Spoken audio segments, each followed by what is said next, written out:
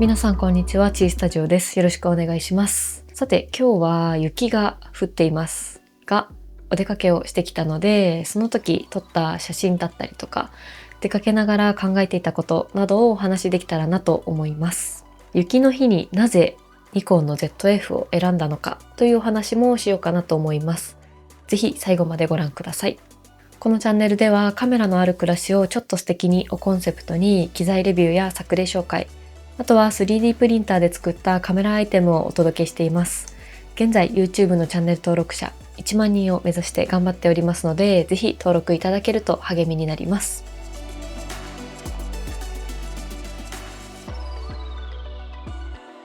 私は生まれが東北の方なので、雪が降ることに関してはそんなにワクワク感とかはなかったんですが、久しぶりにこちらで雪を見れたっていうのはなんだか新鮮な感じがしました。今日はもともと展示会に行く予定があったので、外出するのは決まっていて、本当は久しぶりにあちらの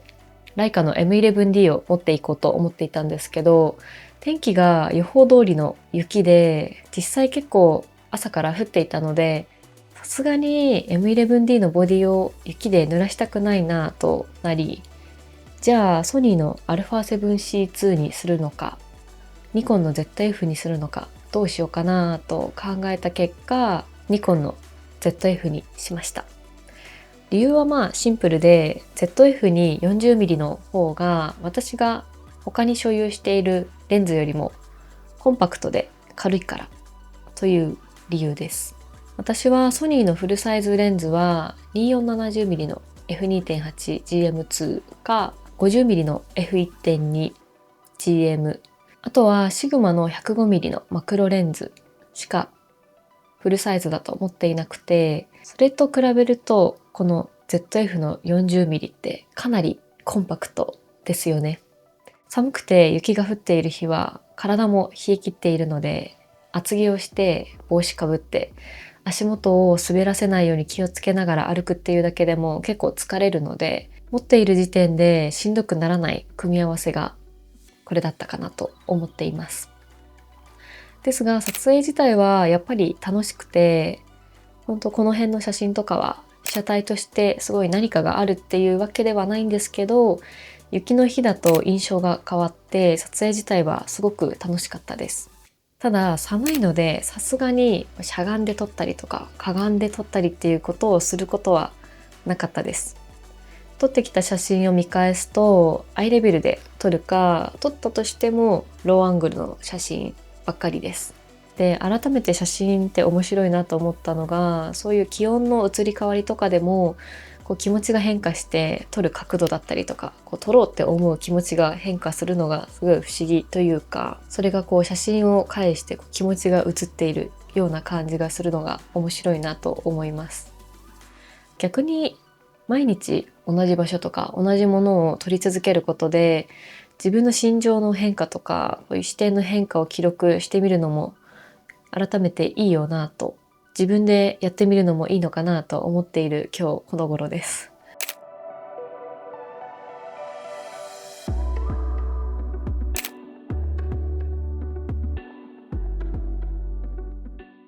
例えばこの写真とか、椿が咲いている木があって、花びらが地面に落ちていて、自転車があってみたいな感じでいろいろ写っている写真ですけど、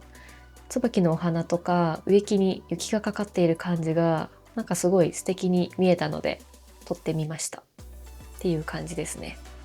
なんか久々に雪のある田舎に行くのもいいのかななんて思いましたね。いやでも、冬はちょっとやっぱり地元だったら弘前の桜、春かな、桜の季節とかの方が帰るならいいのかな。最近だと自然の風景を見に行きたいなとか撮りに行きたいなって思ってるんですけど、やっぱり新緑の季節に行くのがいいのかなとか。今の時期って皆さんは何を撮影しているんでしょうか。どこかここいいなと思うロケーション、ここおすすめですよみたいな場所があれば、ぜひコメントで教えてください。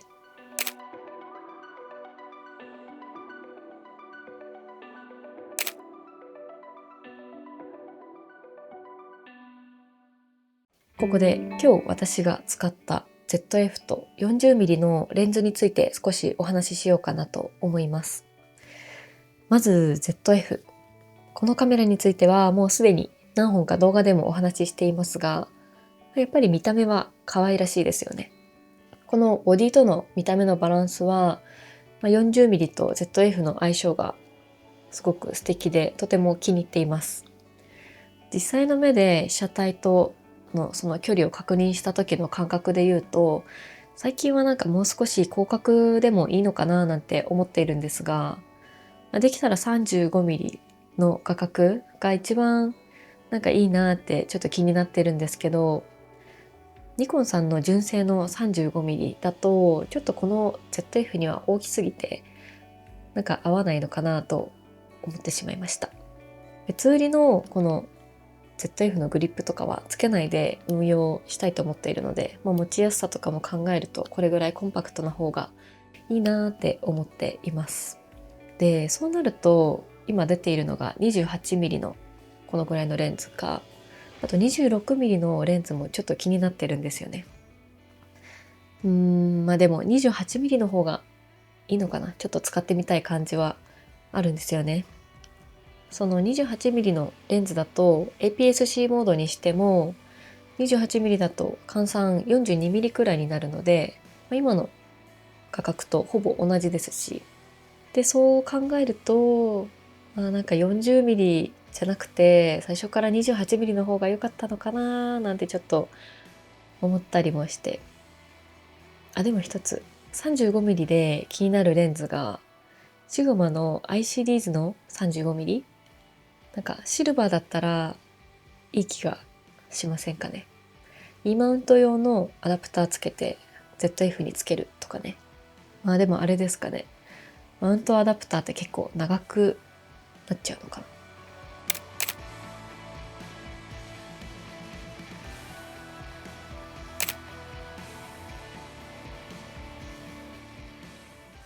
な。せっかくなので今回撮ってきた写真を印刷してみましょうかね。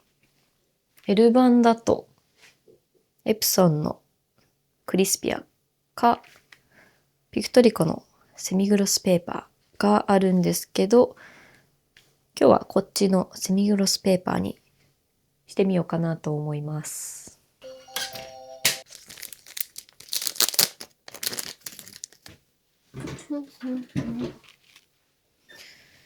よいしょ。そっか、新しくこっちにしてからまた。あと1枚足りなかった。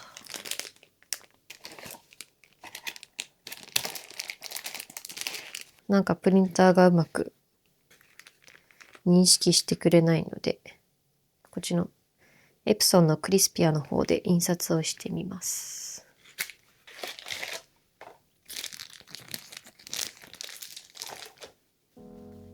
はい、ということで印刷をしてきました。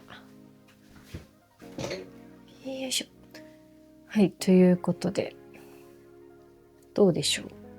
いいですね。やっぱりモニターで見るのとは全然違いますよね。ツヤ感というか質感がすごいよく見える気がします。で、私はですね、たまにこうして写真を印刷して眺めたりとか、あとはこういう風な感じで、これらはですね、旅行とかで買ったりとか、もらったりとかしたポストカードとかも入ってるんですけど、なんかそういうのを見たりとか集めたりするのがすごい好きなんですけど、一昨年コハゼコーヒーさんというカフェで写真展をやらせていただいた時に 3D プリンターで自作した額装を作ったりとかもしたんですけど、こんな感じで今もお部屋に飾ったりしています。この写真とかもなんか久々にデザインしてなんか額装を新しく作ったりとかしてお部屋に飾れたらなんかいいかななんて考えたりもしています。あとはこのケースに入れてる写真たちもなんかこのケースじゃなくて別のうまい形で見える化して保存できるものなんかも考えられたらいいのかななんて考えたりしてるんですが、何かしらできたらどこかのタイミングで動画で公開しようかなと思っています。今日はこんな感じで雪の日に撮影に行き印刷をしてみたっていうような動画でしたが、いかがでしたでしょうか。最後までご視聴いただきありがとうございました。